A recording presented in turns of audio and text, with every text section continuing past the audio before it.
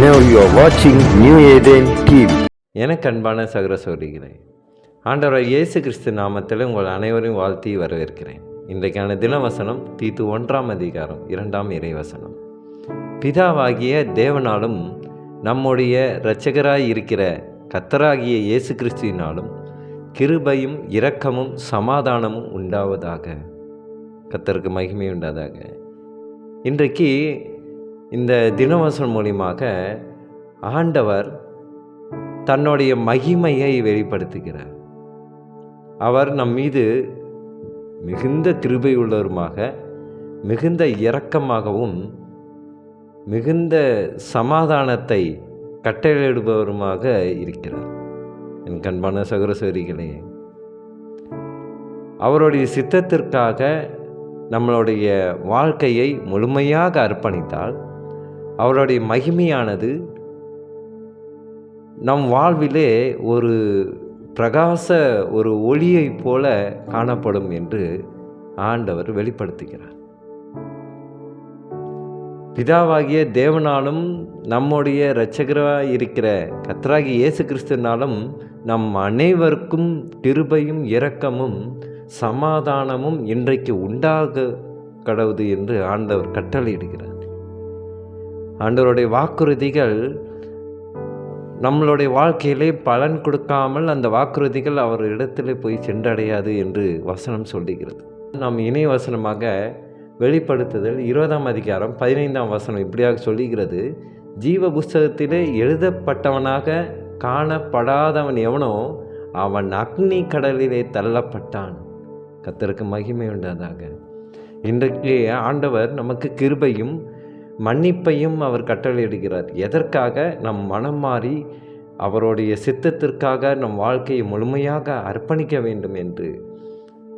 ஏனென்றால் கடவுளுடைய வார்த்தையை நாம் தியானிப்பது மட்டுமல்ல, நம் வாழ்க்கையிலே செயல்படுத்த வேண்டும்.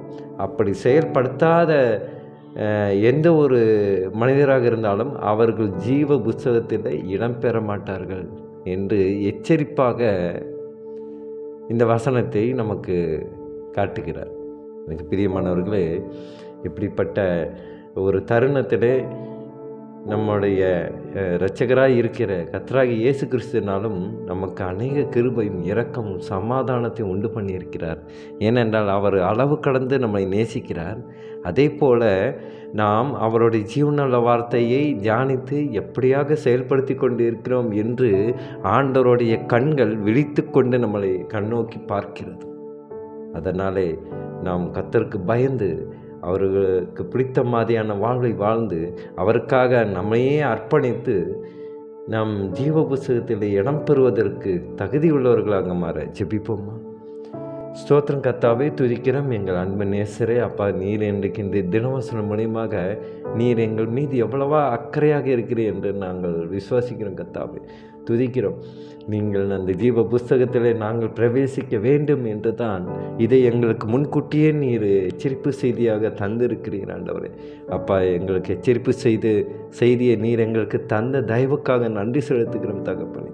இப்படி ஒரு எச்சரிப்பு செய்தியை நாங்கள் பார்க்கும் பொழுது அதற்காக எங்களோட வாழ்க்கையில் எதையெல்லாம் நாங்கள் மாற்ற வேண்டும் நீர் எதிர்பார்க்கிறீரோ அதையெல்லாம் மாற்றுவதற்கு நீர் எங்களுக்கு ஜீவனையும் பலனையும் தாரும் என ஜெபிக்கணும் கர்த்தாவே. எங்கள் அன்பு சகோதர சகோதரிகளும் ஜெபிக்கின்றேன். அவர்களும் அவர்களுடைய வாழ்க்கையிலே உம்முடைய சித்தத்திற்காக தன்னையே மாற்றிக்கொள்ளும் மனப்பக்குவத்துக்கு வருவ வேண்டும் என்று மன்றாடுகிறோம் தாக்கும். ஸ்தோத்திரம் கர்த்தாவை, துதிக்கிறோம். அப்பா, உம்முடைய அரசாங்கத்தில் இந்த ஜீவ புஸ்தகத்தில் நாங்கள் இடம் பெறுவதற்கு எதெல்லாம் எங்கள் வாழ்க்கையிலேருந்து விளக்க வேண்டும் என்று நீர் எதிர்பார்க்கிறீரோ அதையெல்லாம் நீர் எடுத்து விட மாட்டோம். ஸ்தோத்திரம் கர்த்தாவை, துதிக்கிறோம். இயேசு மூலமாக ஜெபிக்கிட்டோம் நல்ல பிதாவே.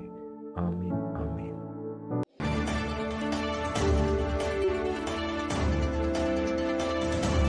Now you are watching New Eden TV.